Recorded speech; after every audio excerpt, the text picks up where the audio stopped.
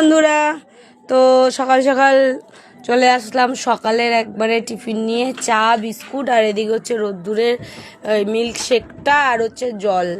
রোদ্দুর মিল্কশেক খাবে না, ওর এই মিল্কশেক দেখলেই ও রেগে যায়, কেননা ও ছাতু পছন্দ করে না।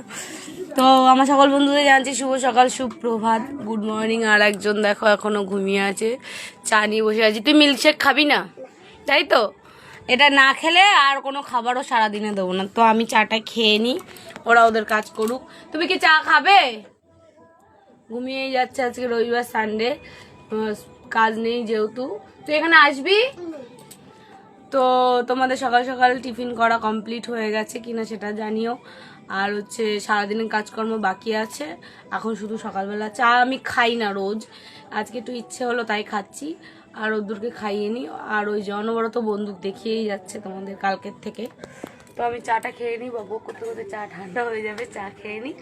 তারপরে সারাদিনে কি করছি না করছি সব কিছুই তো তোমাদের সাথে শেয়ার করব।